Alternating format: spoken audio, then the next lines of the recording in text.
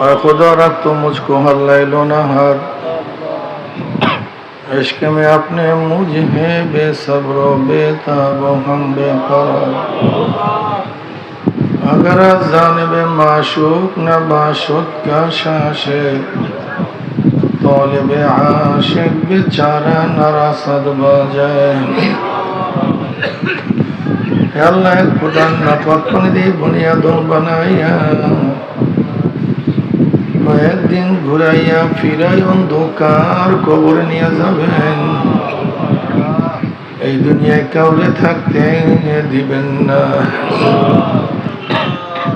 ভাই বলি বন্ধু বলি কেউ তো আপন নয়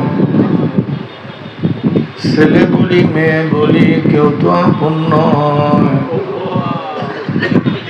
গাড়ি বলি বাড়ি বলি কিছুই তো নিজের নয় বহুত ভাবিয়া চিন্তা দেখিলাম মাওলা কবরে গেলে আপনি ছাড়া কেউ আপন হবে না আল্লাহ মাহফিলকে আপনি হেদায়েতের জন্য কবুল করে নেন আমরা যারা মাহফিলে হাজির হইলাম আপনার ওলি না বানায় খাতিরে কাউকে বিদায় দিয়েন না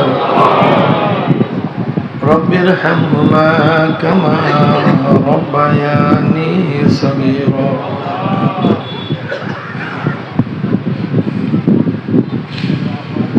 وصلى الله تعالى على خير خلقه محمد وآله وأصحابه وأزواجه وأتباعه أجمعين ارحمنا معهم برحمتك يا أرحم الراحمين السلام عليكم ورحمة الله وبركاته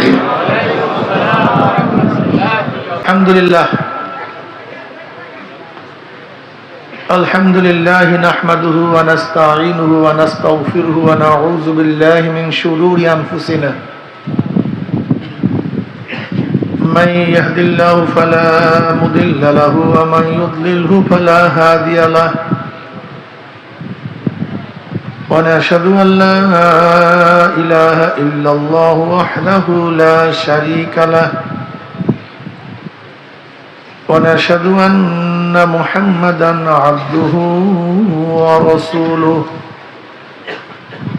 أما بعد فأعوذ بالله من الشيطان الرجيم بسم الله الرحمن الرحيم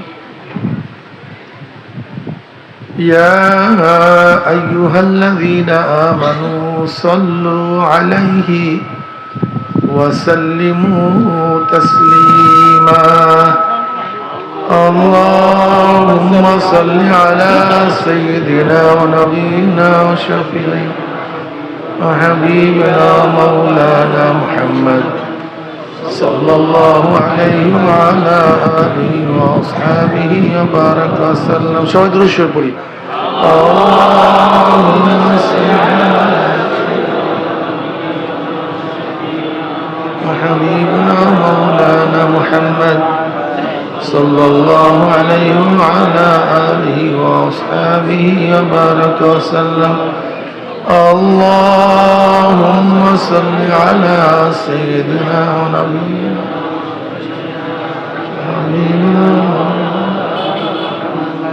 صلى الله عليه وسلم أعوذ بالله من الشيطان الرجيم بسم الله الرحمن الرحيم فريق في الجنة وفريق في السعير صدق الله مولانا العظيم وصدق رسول النبي الكريم আল্লাহ পাকের বান্দা জনাব মুহাম্মদ রাসূলুল্লাহ সাল্লাল্লাহু আলাইহি ওয়াসাল্লামের উম্মতগণ আল্লাহ পাক রব্বুল আলামিন আপনাকে আমাকে এই ফিতনা ফাসাদের জমানায় যখন तमाम দুনিয়া থেকে ইসলাম মুসলমানদেরকে মিটিয়ে দেওয়ার ষড়যন্ত্র চলতেছে তামাম দুনিয়ার মধ্যে ইসলাম মুসলমান থাকবে কি থাকবে না এই প্রশ্নের সৃষ্টি হয়েছে। ফিলিস্তিনের মধ্যে মুসলমান থাকবে কি থাকবে না এই প্রশ্নের সৃষ্টি হয়েছে কি হয়নি? মুসলমানদের উৎখাত করা ষড়যন্ত্র চলতেছে, চিরতরে বিদায় দিয়ে দেবে। যে জীবনে মানুষ নেকের কাজ ছাড়তেছে, গুনার কাজ ধরতেছে, শুধু গুনার কাজ ধরেই না বরং গুনার কাজে প্রতিযোগিতা শুরু করছে, কে কার আগে জাহান্নামে যাবে। যে জীবনে মানুষ নেকের কাজে আশ্চর্য হয়, গুনার কাজে স্বাভাবিক থাকে। নেকের কাজে দেখছো মেয়েটা কলেজে পড়ে বোরখা পরছে, বোরখা পরা নেকের কাজ, আর বোরখা ছাড়া, তাই বোরখা ছাড়া কেউ হাঁটলে আশ্চর্য হই না, বরং কেউ বোরখা পরলে অনেক আশ্চর্য হয়ে যায়। ভাই কোন মাইক কি এদিকে ফিরানো আছে নাকি? গাছের মধ্যে একটা মাইক এদিকে ফিরানো আছে নাকি? একটা মাইক মনে ফিরানো আছে, হ্যাঁ না রে ভাই, কোন একটা মাইক মনে হয় বাইরের মাইক একটু কমায় দেন, সাউন্ড বক্স বাড়ায় দেন, সাউন্ড বক্স বাড়ায় দেন, আর বাহিরের মাইক কমায় দেন। আর দেখেন কোন মাইক যদি ঘুরানো থাকে, একটা মাইকে মনে দেখে আসছে এদিকে ঘুরানো, ওই মাইকটা ওইদিকে ফিরায় দেন, তাহলে দেখবেন খুব সুন্দর সাউন্ড হবে। সাউন্ড বক্স একটু বাড়ায় দেন। বোরকা ছাড়া বের হলে আমরা আশ্চর্য হই না, বরং বোরখা পরলে, দেখছো কলেজে পড়ে বোরখা পরছে, মুসলমানের বাচ্চা উলঙ্গ অবস্থায় রাস্তায় নামলে আশ্চর্য হই না, বরং বোরখা পরলে আশ্চর্য হই। নেকের কাছে ভুলে গেছেন, এর মধ্যে গুনার কাছে। দেখছো ছেলেটা ইউনিভার্সিটিতে পড়ে দাড়ি রাখছে, মুসলমানের বাচ্চা দাড়ির মধ্যে পোষ মারলে আশ্চর্য হই না, বরং দাড়ি রাখলে আশ্চর্য হই। ঠিক না ভাই? যে জীবনে মানুষ মুসলমান নেকের কাজে আশ্চর্য হয়, গুনার কাজে স্বাভাবিক থাকে। যে জমানায় মুসলমান ইসলাম পছন্দ করে না, মুসলমান এই ইসলামের যত দুশ্মন বাংলাদেশে কারা? কথা বলেন না কেন? ইসলাম পছন্দ করে না, সবই তো মুসলমান, নামধারী মুসলমান। যে জমানায় মুসলমান ইসলামকে পছন্দ করে না, সেই মুহূর্তে আল্লাহ পাক রব্বুল আলামিন আপনাকে আমাকে কোরআন ও হাদিসের মাজলিস, আলেম ওলামা মুমিন মুত্তাকিন জাকিরিন শাকিরিনদের গুরুত্বপূর্ণ এক মাজলিসে আসার, বসার, বলার, শোনার তৌফিক দান করছেন। শুকরিয়া তান সবাই বলে আলহামদুলিল্লাহ।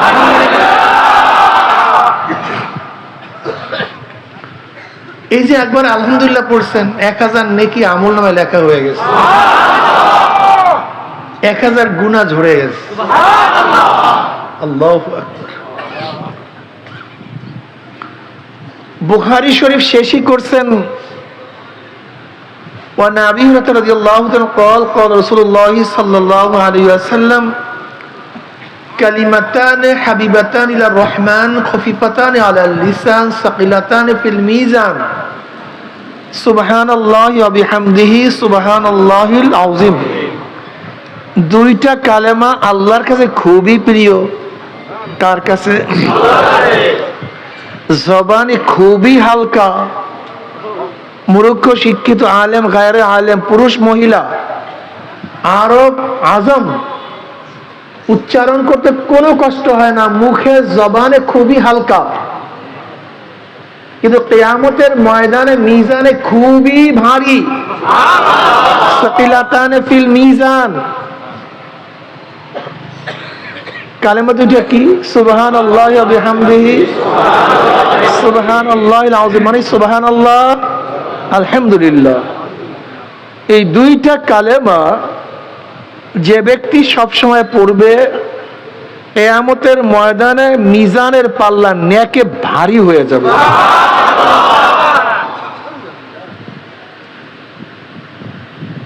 উম্মে হানি রাদিয়াল্লাহু তাআলা আনহার ঘরে জনাব মুহাম্মদ রাসূলুল্লাহ সাল্লাল্লাহু আলাইহি ওয়াসাল্লাম ঢুকলেন।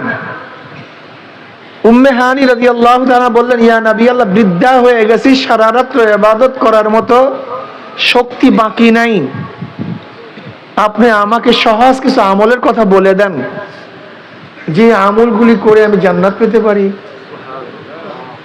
আমার জন্য সহজ হয়। নবী আলাইহিস সালাতু ওয়াস সালাম বললেন, উম্মে হানি, তুমি প্রতিদিন 100 বার সুবহানাল্লাহ পড়ো। কতবার? 100 বার। লাভ কি? শুধু 100 বার সুবহানাল্লাহ পড়বা, কি ফায়দা, উপকারটা কি? ইসমাঈল নবী আলাইহিস সালাতু ওয়াস সালামের বংশের 100 গোলাম, কত? 100 গোলাম আজাদ করলে যেই পরিমাণের সওয়াব, শুধু 100 বার সুবহানাল্লাহ পড়লে সেই পরিমাণের সওয়াব হয়ে যাবে। উম্মে হানি, তুমি 100 বার আলহামদুলিল্লাহ পড়ো, লাভটা কি? আল্লাহর রাস্তায় 100 ঘোড়া যুদ্ধের ময়দানে, জিহাদের ময়দানে দান করলে যেই সওয়াব, শুধু 100 বার আলহামদুলিল্লাহ পড়লে এই পরিমাণের সওয়াব হয়ে যাবে। উম্মে হানি, তুমি 100 বার আল্লাহু আকবার পড়ো, 100 উট আল্লাহর রাস্তায় জবাহ করলে যেই সওয়াব, এই পরিমাণের সওয়াব হয়ে যাবে। উম্মে হানি 100 বার লা ইলাহা ইল্লাল্লাহ পড়ো, আসমান জমিনের খালি জায়গা নেকে ভরে যাবে। আমল সহজ না কঠিন? যদি আজকে পরীক্ষা নেই 100 বার সুবহানাল্লাহ কে কে পড়ছেন, 98 জন ফেল করবেন। যারা তরিকাপন্থী এরা হয়তো বা পড়ছি, কিন্তু যারা তরিকাপন্থী আলেম না, এই আলেমরা পড়ি না, হাদিস তো জানি, অভ্যাস নেই। যদি প্রশ্ন করি স্কুলের ছাত্রকে, ভাই তুমি কি পড়ছো, হুজুর মোল্লা মৌলবীদের কাজ করবে, এগুলি আমাদেরকে প্রশ্ন করেন কেন, এগুলি কি আমাদের কাজ? এগুলি মাদ্রাসার ছেলে মোল্লা মৌলবী যারা আছে তাদের কাজ। যদি এখন ইউনিভার্সিটির ছাত্রকে বলি, তুমি টুপি রাখো না কেন, হুজুর আপনি কি মৌলবাদী হয়ে গেছেন নাকি, আপনার মাথার মধ্যে ঘিলু আছে? আমি ইউনিভার্সিটির ছাত্র, ঢাকা ইউনিভার্সিটিতে পড়ি, আমি মেডিকেলের ছাত্র।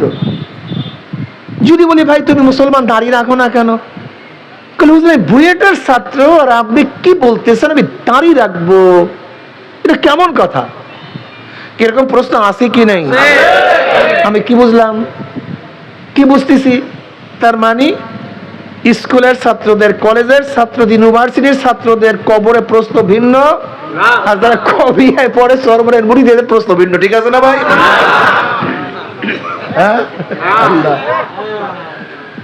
যদি আওয়ামী লীগকে প্রশ্ন করে, বিএনপি কে প্রশ্ন করে, তুমি ইসলামের কথা বলো না কেন, হুজুর আপনার তো ইসলাম কোথা থেকে ইসলাম নিয়ে আসছেন, আমার একটা ইসলামটা ইসলাম বাদ দেন তো, ইসলামের যুগে চলে না।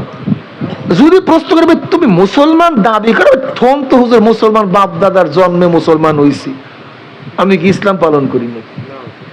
তার মানে আওয়ামী লীগ বিএনপির প্রশ্ন ভিন্ন কবরে। ঠিক আছে না ভাই?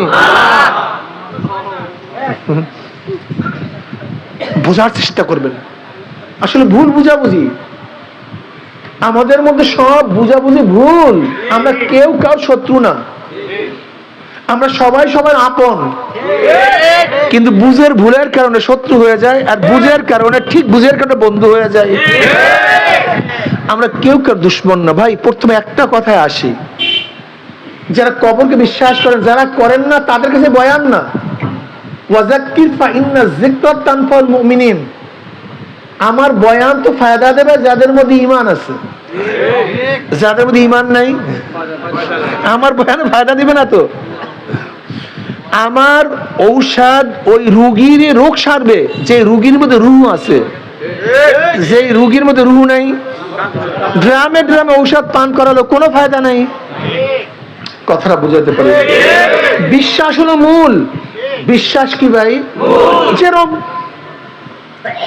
কথা বলে কে হলে, হ্যাঁ, যেরকম ধরেন আপনার বন্ধুর সামনে পকেট থেকে আপনি একটা সাপ বের করছেন, কি বের করছেন, কি অবস্থা আপনার বন্ধুর?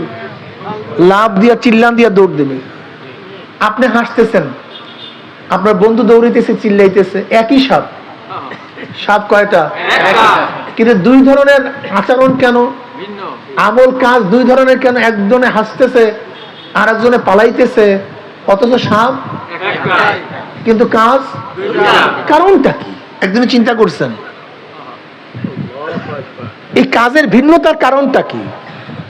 দেখেন, যে ব্যক্তি সাপ বের করছে সে জানে সাপ অরিজিনাল না, নকল। তার বিশ্বাস ছিল, জোরে বলেন। কিন্তু যার সামনে বের করছে তার বিশ্বাস। তাহলে বিশ্বাস যেরকম কাজ সেরকম। মূলটা কি? মূলটা কি? কাজ পরে, বিশ্বাস আগে। কাজ, বিশ্বাস।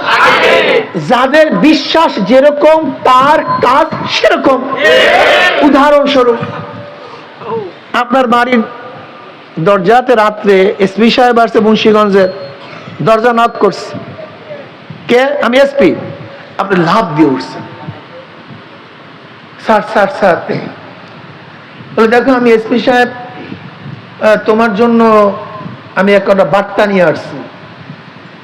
তোমার বিরুদ্ধে আমার কাছে অভিযোগ আছে, কিন্তু হ্যাঁ, অভিযোগ মাপ। তুমি যদি এই পুষ্কুনির মধ্যে, পুকুরের মধ্যে, ঠান্ডার মধ্যে 100টা ডুব দিতে পারো তাহলে আমি তোমাকে আর শাস্তি দেবো না, তুমি মাপ। আর যদি পুষ্কুনির মধ্যে, পুকুরের মধ্যে প্রচন্ড শীতের মধ্যে ডুব না দাও, তোমাকে 10 বছর জেল দিয়ে দেবো। আচ্ছা, আমার যুবক বাবারা যারা পিছনে আসো, 100 ডুব দিবা কি দিবা না? কে বলছে? কে বলছে? সে জেল দিতে। এই বিশ্বাস থাকার কারণে এমন কোন যুবক নাই, যে যুবক বা মুরব্বী নাই যে শীতের সময় ফজরের ওয়াক্তে পুকুরের মধ্যে ডুব দিবে না। কারণ যদি না মানি, যেহেতু এসপি উনি দিতে, এই বিশ্বাস থাকার কারণে প্রচন্ড শীতের মধ্যে ডুব দিতে তোমার কোনো আপত্তি নাই। তাহলে আল্লাহ পাক যে ফজরের সময় ডাক দিয়েছে, হাইয়া আলাস সালাহ, হাইয়া আলাল ফালাহ, আসসালাতু খায়রুম মিনান নাওম, যাক নামাজে আয়। এক ওয়াক্ত নামাজ কাজা করলে কত গুনাহ না ভাই জানি? 2,88,00,000 বছর জাহান্নাম। এসপি মাত্র 100 ডুব। আর আল্লাহ এক ওয়াক্ত নামাজ কাজা করলে আগুনের মধ্যে ডুব দেওয়া হবে কত বছর? আমরা নামাজে গেলেন না কেন আমাকে বলুন? আর কিচ্ছু না, শুধু বিশ্বাস। আর কিচ্ছু না, শুধু বিশ্বাস। আপনার ইমানের মধ্যে ত্রুটি, আপনার ইমানের মধ্যে ত্রুটি। আল্লাহ ডাইরেক্ট স্পষ্ট কালামের মধ্যে বলেন, মা সালাকাকুম ফি সাকার ক্বালু লাম নাকু মিনাল মুসাল্লিন। সাকার একটা জাহান্নামের নাম। সাকার নামীয় জাহান্নামে প্রশ্ন করা হবে, তোরা এখানে আসছিস কেন? এই কঠিন জাহান্নামে কেউ আসে নাকি? কি করছিলি দুনিয়াতে? জাহান্নামের স্পষ্ট বলবে, লাম নাকু মিনাল মুসাল্লিন। দুনিয়াতে মুসল্লি ছিলাম না, নামাজ পড়তাম না, আজান হয়তো চাটকি চাটাম মারতাম, ব্যবসা বাণিজ্য করতাম, গল্প করতাম, খেলাধুলা করতাম, নামাজে যাইতাম না। এই কারণে জাহান্নাম। স্পষ্ট আয়াত। আমাকে বলেন তো, এই কোরআনের আয়াতকে যারা বিশ্বাস করছে, যদি আপনি তাদেরকে কতল করেন, পিটান, জেলে আবদ্ধ করেন, হাজারো শাস্তি দেন, তারা কি নামাজ কাজা করবে?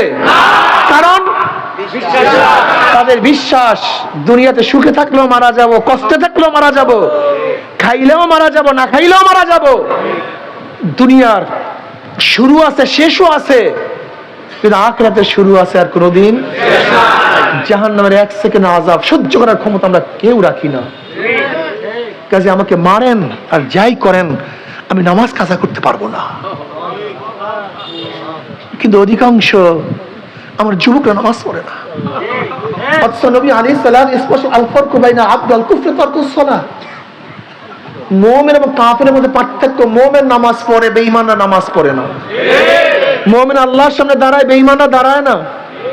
মুমিন আল্লাহর সামনে নত হয়, রুকু দেয়, বেঈমানরা রুকু দেয় না। মুমিন তার 4 আঙ্গুল কপাল মাওলার কুদরতি পায়ের মধ্যে ঠেকাইয়া সিজদা করে, বেঈমানরা সিজদা করে না। এক কথায় মুমিন নামাজ পড়ে, বেঈমানরা নামাজ পড়ে না। যদি নবীকে বিশ্বাস করতাম তাহলে নামাজ কাজা করি কিভাবে আমাকে বলুন তো? আমি জানি না।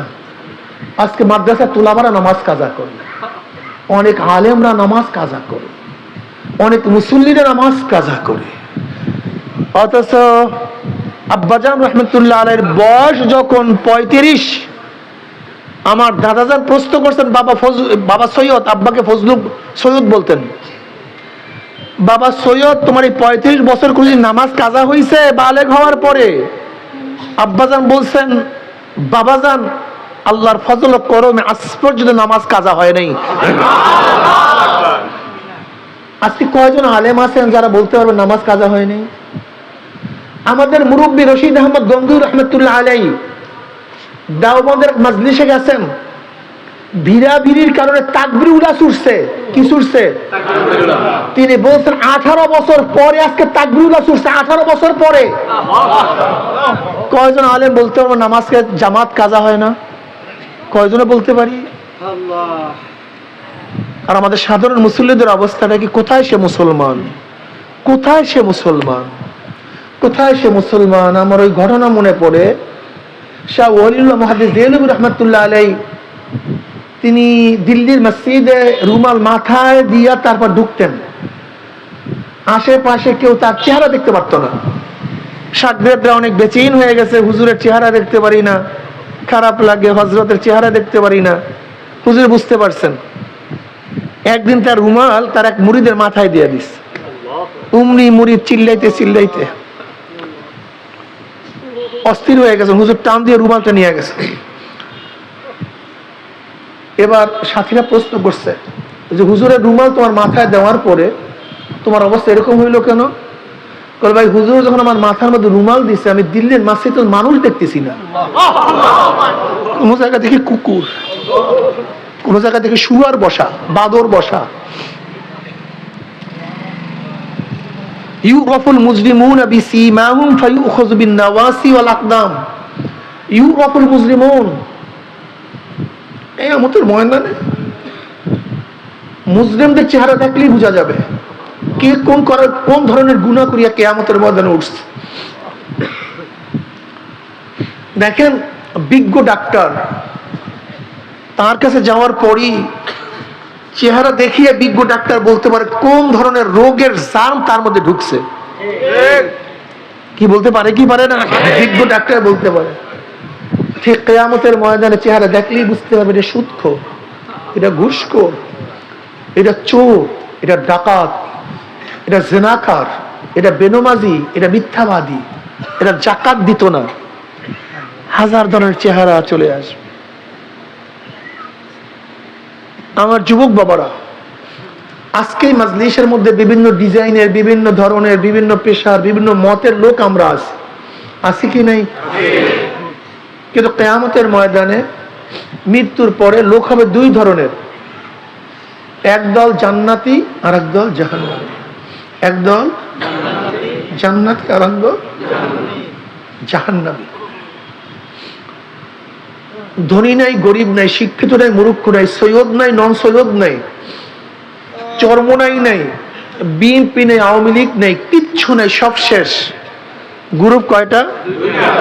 একদল জান্নাতি আর একদল। ইস্তাবত নাফসাক ইস্তাবত কলবাক। আপনি আপনার কাছে প্রশ্ন করেন আমি কোন দলের?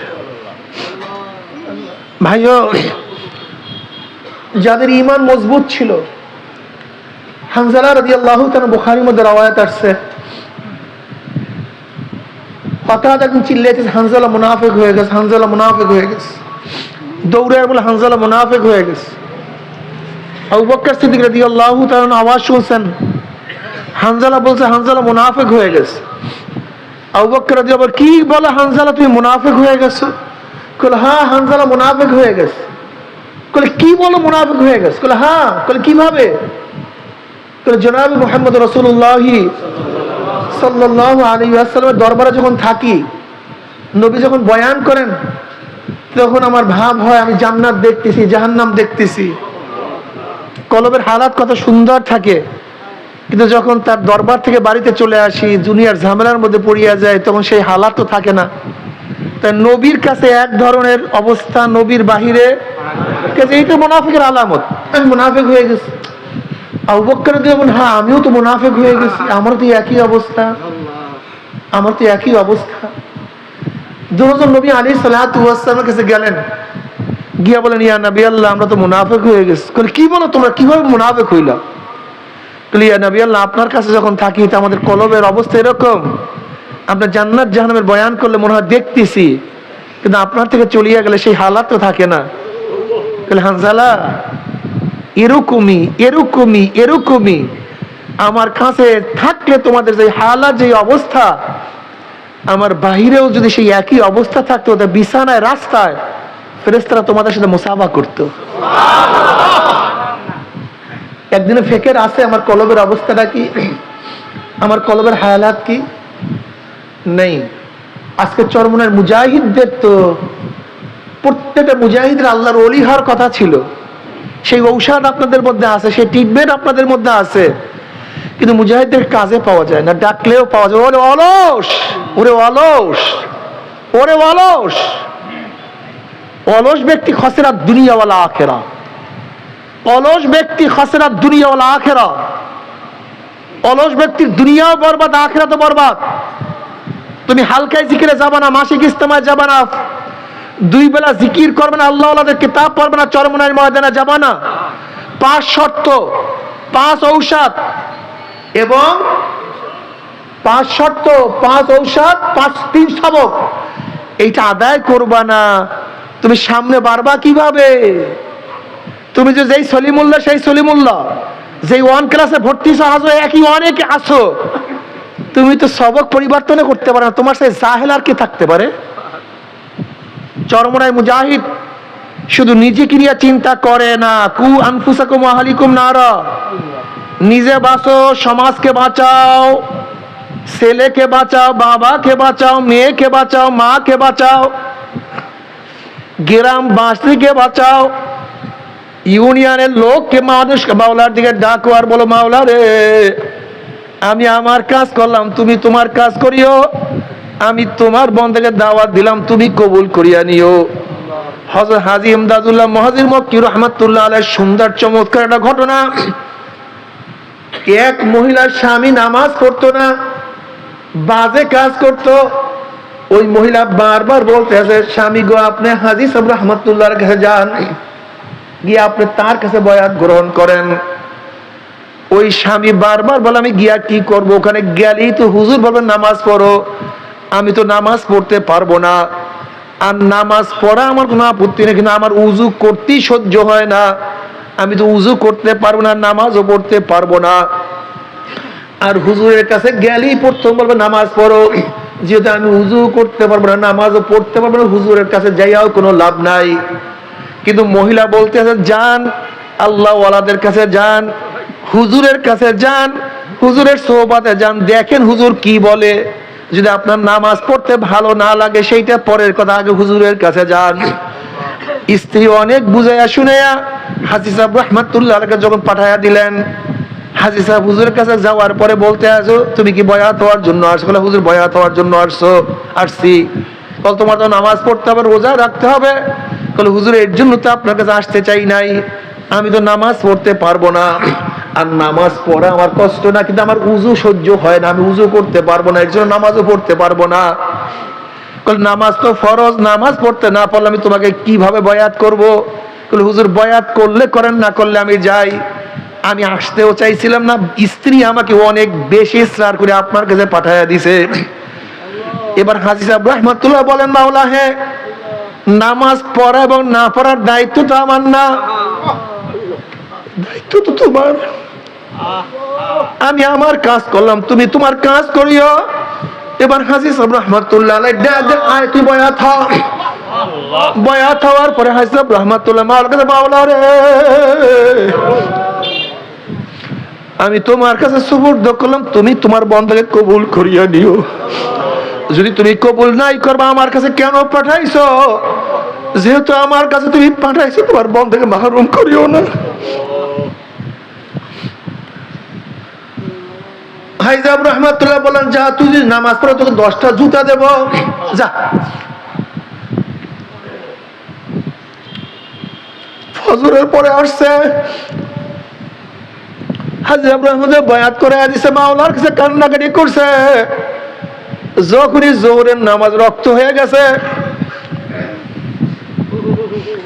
হঠাৎ তার চেহারার মধ্যে জ্বলা শুরু হয়ে গেছে। স্ত্রীকে বলছে, স্ত্রী আমার চেহারা জ্বলিয়া যাইছে, আমার চেহারা একটু পানি দাও। যখন সুন্দর মতো চেহারার মধ্যে পানি দিচ্ছে, তার জ্বলনি ঠান্ডা হয়ে গেছে। এরপরে হাত জ্বলা শুরু হয়ে গেছে, ডাইন হাত জ্বলা শুরু হয়েছে। স্ত্রী জলদি পানি দাও, জলদি পানি দাও। যখন ডাইন হাত ধোয়া দিয়েছে, ডাইন হাত ঠান্ডা। এবার বাম হাতের মধ্যে জ্বলন শুরু হয়েছে, বাম হাত ধোয়া দিয়েছে, বাম হাত ঠান্ডা। মাথার মধ্যে জ্বলন, মাথা ধোয়া দিয়েছে, মাথা ঠান্ডা।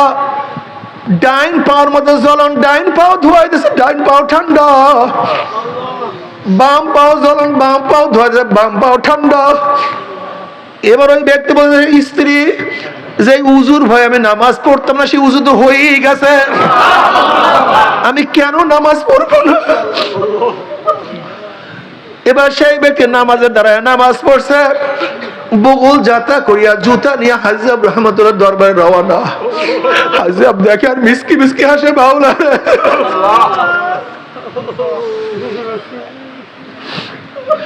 কেন আসছে? হুজুর আপনি বলছেন নামাজ পড়লে 10টা জুতা দেবে, সেই জুতা নিয়ে আসছে, জুতা দেন।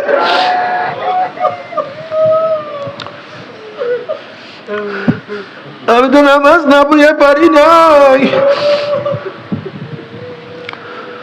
ও আমার যুবক বাবারা, আমার মুরুব্ব বাবা, আমার পর্দারা মা বোনেরা, মাওলার দিকে ধাবিত আমার মাওলা ডাক দিয়ে বলে, কুলিয়া ইবাদিয়াল্লাযীনা আসরাফু আলা আনফুসিহিম লা তাকনাতু মির রাহমাতিল্লাহ ইন্নাল্লাহা ইয়াগফিরু যুনুবা জামিয়া।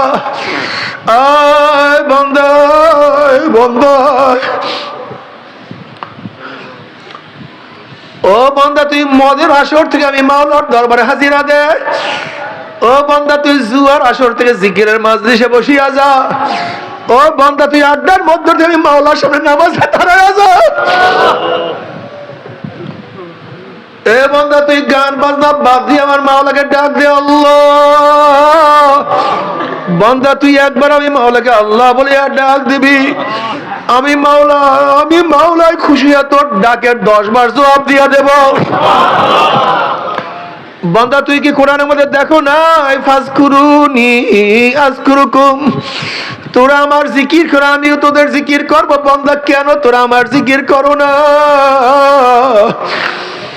আমি তো মাওলা সহ্য করতে পারি না।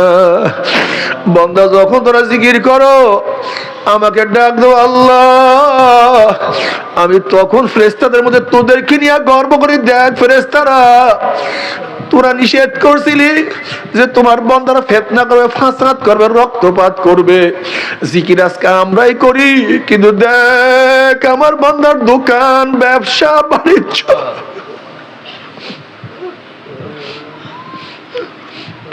স্ত্রী পুত্র, হাজারো ঝামেলার মধ্যে আমি মাওলাকে ডাকে, আল্লাহ।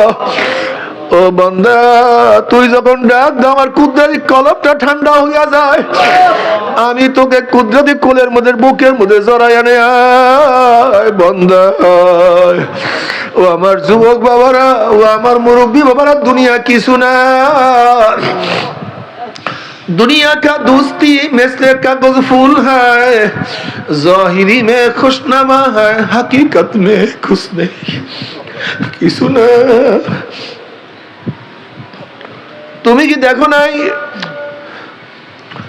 যে জজ সাহেব ফাঁসির রায় লিখছে সেও নাই, যে জল্লাদ ফাঁসি কার্যকরী করছে সেও আজকে দুনিয়ার মধ্যে নাই, যাকে কার্যকর করছে সেও নাই, যে ডাক্তার ঔষধ লিখছে সেও নাই, যে রোগী সেবন করছে সেও নাই, যে ঔষধ বানাইছে সেও নাই, যে দোকানদার ঔষধ বিক্রি করছে সেও দুনিয়ার মধ্যে নাই।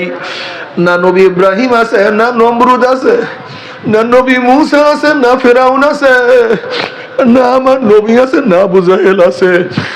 ধনীও নাই, গরিবও নাই, আল্লাহ। সুখীও নাই, দুঃখীও নাই, সুন্দরও নাই, কালো নাই, যে নামাজ পড়ছে সেও নাই, যে বেনুবাজে সেও নাই, যে মদ পান করছে সেও নাই, যে কোনদিন মদ স্পর্শ করে সেও নাই। যারা আমার মাওলাকে ডাকছে সেও নাই, যারা আমার মাওলাকে ডাকে নাই তারাও দুনিয়ার মধ্যে নাই।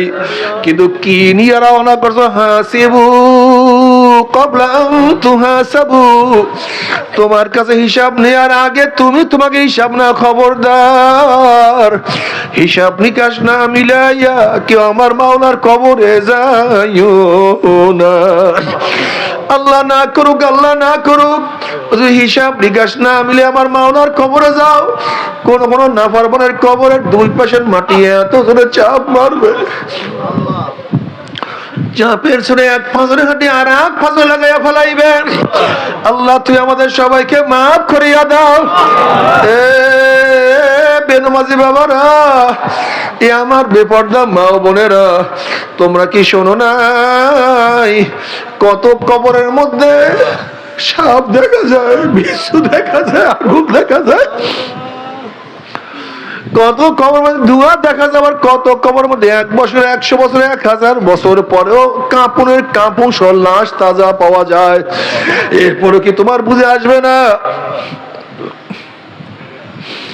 এরপর কি মাওলার পথ ধরবে না? আল্লাহ তুমি আমাদের সবাইকে মাফ করিয়ে দিও। আল্লাহ فأما من ثقلت موازينه فهو في عيشة راضية, যাদের নেকের পাল্লা ওজন হয়ে যাবে, গুনার পাল্লা হালকা হয়ে যাবে, আমার মাওলা তাদেরকে জান্নাতের ফয়সালা দিয়ে দিবে। ওয়া আম্মা মান খাফফাত মাওয়াজিনুহু ফাউম্মুহু হাবিয়া, আর যাদের নেকের পাল্লা হালকা হয়ে যাবে, গুনার পাল্লা ভারী হয়ে যাবে, ফাউম্মুহু হাবিয়া, আল্লাহ পাক রব্বুল আলামিন তাদেরকে হাবিয়া জাহান্নামের ফয়সালা দিয়ে দিবে। এখন আল্লাহ পাক নিজেই প্রশ্ন, আমা আদরাকা মা হিয়া, তোমরা কি জানো হাবিয়া কোন জাহান্নামের নাম? হাবিয়া জাহান্নামের ধরনটা কি তোমরা কি জানো নাকি? আল্লাহ পাক প্রশ্ন করার পর নিজেই জবাব দেন, নারুন হামিয়া, শোনা হাবিয়া কেমন জাহান্নাম, কোন মানুষ যদি পানির মধ্যে ডুব দেয়, তার ডাইনে বামে চারিদিকে পানি, আর পানি ছাড়া কিছুই থাকে না। হাবিয়া এমন একটা জাহান্নাম, যার ডাইনে আগুন, বামে আগুন, উপরে আগুন, নিচে আগুন, সামনে আগুন, পিছনে আগুন, আগুনের একটা কুয়া, আগুনের একটা মটকা, আগুনের একটা গর্ত। নারুন হামিয়া, বাবার সহ্য করতে পারবি? ওই জাহান্নামের 1 সেকেন্ড আযাব কেউ তো সহ্য করতে পারবো না। তবে মুমিন মুসলমান বলতে সবাই মনে চায় গুনার থেকে ফিরিয়া নেক আমল করিয়া মাওলার জান্নাত, কিন্তু সবাই যাইতে মনে চায়, গুনাহ নিয়া মাওলার জাহান্নামে কাউরে কিন্তু যাইতে মনে চায় না।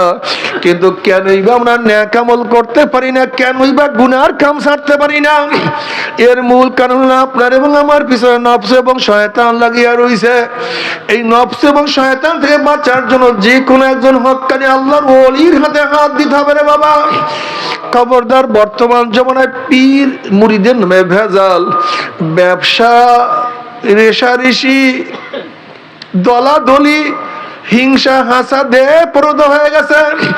সমস্ত আল্লাহর একমত, যেই পীরের 5 জন মুরিদের মধ্যে কমপক্ষে 3 জনকে দেখবেন আলহামদুলিল্লাহ সুন্নাত মুআফিক আমল আখলাক মজবুত হয়ে যাইতে আছে, গুনার কাম ছাড়তে আছে, নেকের আমল ধরতে আছে, কলব নরম হইয়া চোখে পানি আসতে আছে। বিরিক্ষতর নাম কি, ফলে পরিচয়? আমি চরমোনাই বুঝি না, চরমোনার দাওয়াত, প্রশংসা, প্রচার প্রসার করার জন্য আসিনি রে বাবা। চরমোনায় যাওয়ার তোমার কোনো দরকার নাই, কোনো দরকার নাই, কোনো দরকার নাই। তুমি যার কাছে গিয়া পারো গুনার কাম ছাড়ো, নেকের আমল ধরো, কলব নরম করিয়া চোখে পানি নিয়া মাওলার কবরে যাইও।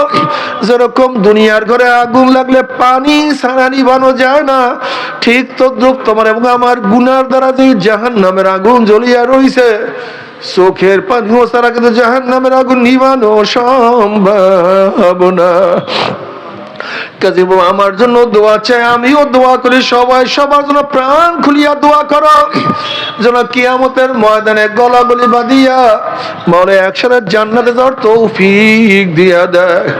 আল্লাহুম্মা আমিন। আল্লাহুম্মা আমিন।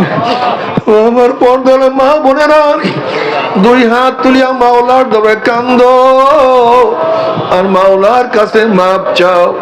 কান্না না আসলে মনে বোঝার মন। একদিন এই ধরনের দরজা দিয়ে নতুন বউ হয়ে উঠছিল আমার। কত মেয়েলোকে শরবত খাওয়াইছে, কত মেয়েলোকে বাতাস করছে। আবার একদিন এই ঘরের দুয়ার দিয়া মরার আসিয়া বাইর হব। ছেলে কানবে মা মা করে, মেয়ে কানবে মা মা করে, ওরে মন জবাব তোমার দিব না। আল্লাহ আল্লাহ কত আলেম ওলামা নিয়ে হাত তুললাম রে মাওলা। আল্লাহ কত সাদা দাড়িওয়ালা ভাইদেরকে নিয়ে হাত তুললাম রে মাওলা। আল্লাহ কত বেগুনার না বলে তালবি আলেম ভাইদেরকে নিয়ে হাত তুললাম রে মাওলা। আল্লাহ আমি তো গুনাহগার, আমার গুনার দিকে না তাকাইয়া তোমার যেই বান্দার হাত পছন্দ হয় তার ছিল আমাদের সবার গুনাহকে মাফ করে দাও।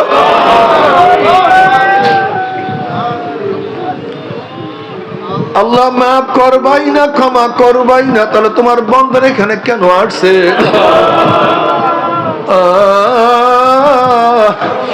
আল্লাহ আমার যুবক বাবাদেরকে কবুল করিয়া না। আল্লাহ আমার মুরব্বী বাবাদেরকে কবুল করিয়া না।